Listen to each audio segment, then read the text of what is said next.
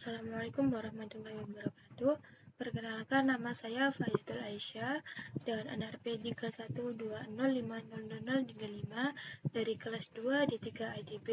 Di sini saya akan menjelaskan tugas dari mata kuliah workshop pemrograman framework. Oke, langsung saja. Yang pertama yaitu Introduction to PHP Framework. Di sini pada mata kuliah ini diambil oleh dosen Bapak Ahmad Syamki Hasan. Oke, kita langsung saja. Yang pertama yaitu why is programming framework? Kenapa sih harus menggunakan framework programming? Oke, jadi di sini terdapat beberapa alasan. Yang pertama yaitu mempercepat proses pengembangan aplikasi, di mana di sini dapat menyederhanakan proses-proses umum, di antaranya akses ke database, validasi masukan data, kemudian pengelolaan session, keamanan, dan lain sebagainya. Selain itu, kita tidak perlu membuat kode program dari awal karena sudah tersedia. Oke, yang kedua yaitu struktur program yang teratur dan konsisten, di mana di sini menggunakan konsep MVC. Nah, konsep MVC sendiri memiliki fungsi untuk mengatur program menjadi teratur dan juga konsisten, seperti itu. Yang ketiga yaitu lebih mudah mengelola kode program dari sebuah aplikasi. Oke, dimana ini lebih difokuskan kepada aplikasi yang dikerjakan dalam tim atau aplikasi yang sedang dikembangkan secara berkelanjutan. Kemudian terdapat banyak extension atau modul untuk mengembangkan aplikasi dengan cepat dan mudah. Oke, memang banyak sekali modul-modul yang sudah ada di internet, juga sudah banyak untuk mengembangkan aplikasinya, jadi bisa belajar lebih cepat dan lebih mudah juga. Nah, ini misalnya extension untuk upload file. Oke, kita lanjut. Ini di sini terdapat beberapa framework di mana terdapat banyak berbagai pengelolaan ya. Maksudnya berbagai kelompok-kelompok. Yang pertama ya ini yang berbasis PHP. Nah, untuk berbasis PHP sendiri juga terdapat beberapa framework.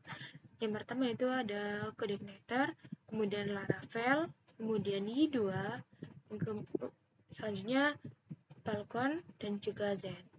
Oke. Yang kedua yaitu framework yang berbasis Python. Nah, di sini terdapat Django.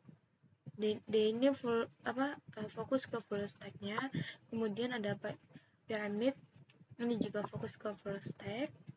Kemudian ada Flash, ini bisa fokus ke micro framework-nya. Kemudian ke Falcon, ini juga fokus ke micro framework. Kemudian ke Sonic, ini fokus ke asynchronous. Oke, selanjutnya yang berbasis ASP. Nah, untuk contohnya itu ada ASP.NET, ASP.NET MVC. Kemudian berbasis Java, contohnya yaitu Spring.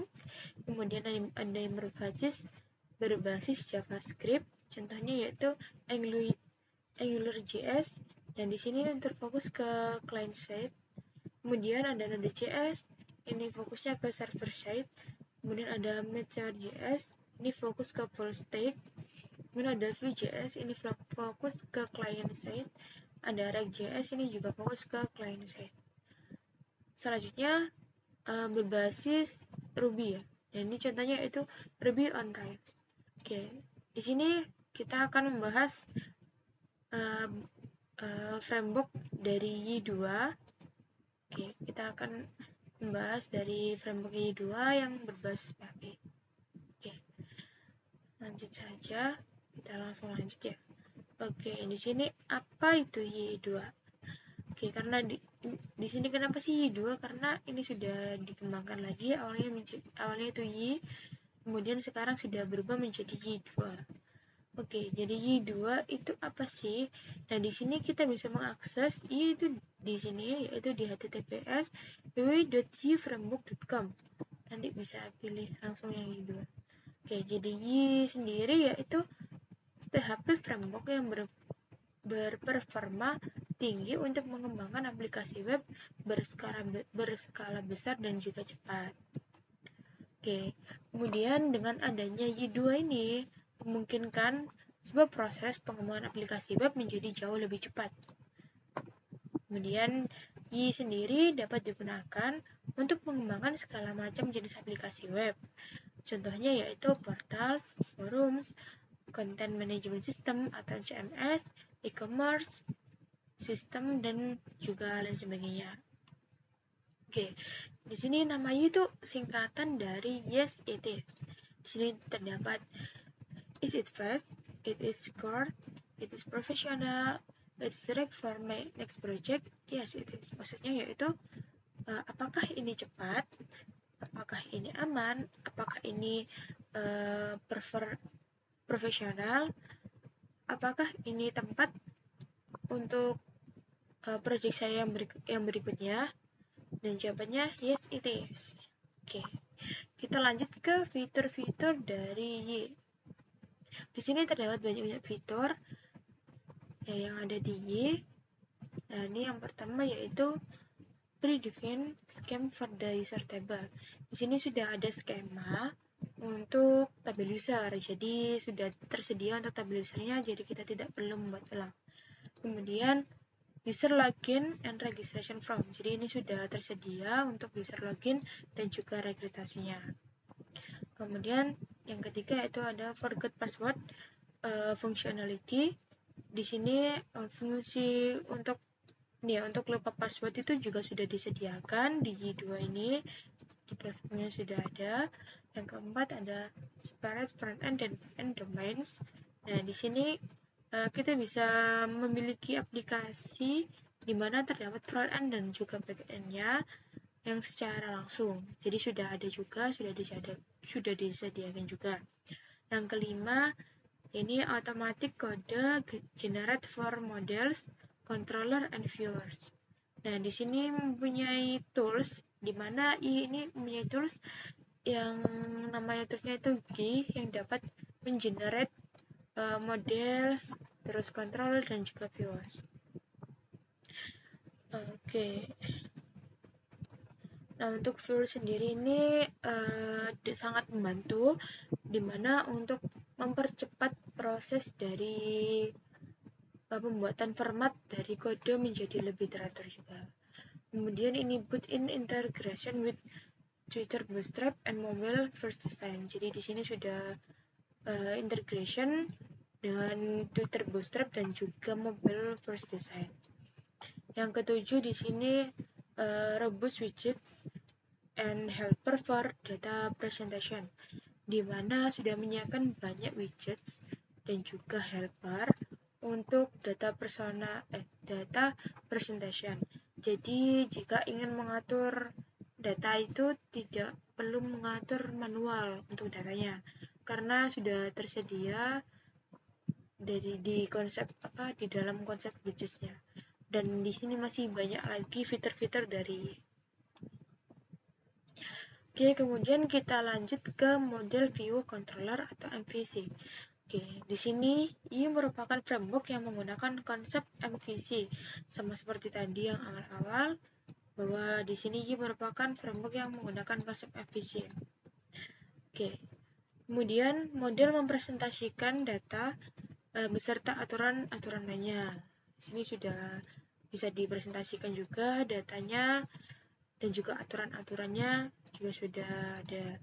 Kemudian view berisi elemen-elemen yang digunakan untuk berinteraksi dengan user. Contohnya yaitu teks, format, masukan, dan lain sebagainya. Yang ketiga yaitu controller, di mana ini fungsinya agen yang bertugas untuk mengelola komunikasi antara model dan juga viewer. Nah, untuk MVC sendiri di sini terdapat tiga struktur yang mungkin ini sangat berguna, sangat bermanfaat. Nah, itunya tiga itu tadi, yaitu ada model, viewer, dan juga controller. Nah, di sini Y juga mengaplikasikan front controller yang disebut application, di mana front controller ini tugasnya yaitu untuk menerima request dari user dan meneruskannya ke controller yang sesuai. Oke, nah di sini terdapat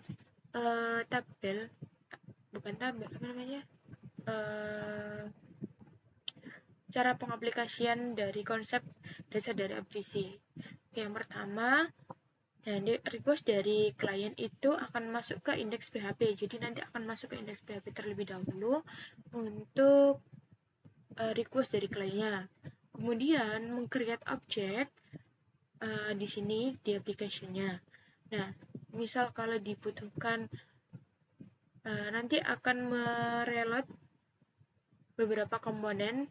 Nah, di sini nanti di add komponen, kemudian dilanjutkan request-nya nanti ke controller. Nah, di sini controller nanti yang akan mengatur apakah request-nya nanti butuh database. Nah, kalau misal dibutuhkan nanti masuk ke dalam modul. Ya, kemudian bisa juga diakses ke view di sini, dan kalau perlu nanti kita menggunakan widget di sini. Oke. Nah, di sini juga terdapat beberapa kebutuhan di mana karena ia adalah PHP framework, maka pengetahuan tentang bahasa PHP sangat dibutuhkan. Kembali lagi di awal tadi, karena Y termasuk framework yang berbasis PHP, jadi dibutuhkan bahasa PHP ya. Kemudian pengetahuan tentang HTML dan CSS juga diperlukan untuk hal-hal yang berkaitan dengan antarmuka ke user atau ke view. Jadi untuk HTML dan CSS juga diperlukan untuk yang nantinya yang berkaitan dengan user. Jadi ini juga diperlukan. Kemudian Y2 adalah framework yang murni menggunakan konsep Object Oriented Programming atau OOP, sehingga pengetahuan tentang OOP akan sangat membantu bagi pengembangan aplikasi dalam memanfaatkan Y2 framework. Dan di sini juga bukan hanya PHP, HTML dan juga CSS, tapi di sini juga menggunakan konsep OOP atau Object Oriented Programming. Jadi ini juga dibutuhkan. Nah, di sini terdapat silabus. Nah, silabusnya sendiri yaitu terdapat Introduction to the Framework. Ini nanti karena kita sudah materinya kali ini, nah nanti dilanjutkan untuk installation, key, application structure, heading request, kemudian key concept, working with database, kemudian getting data from user, displaying data, security, caching, kemudian RESTful web service, kemudian internationalization, dan juga testing. Jadi ini nanti silabusnya yang akan saya praktekkan nantinya. Oke. Dan ini masih di yang pertama, yaitu Introduction to the Framework. Oke, sekian dari saya. Terima kasih. Mohon maaf apabila banyak salah kata. Assalamualaikum warahmatullahi wabarakatuh.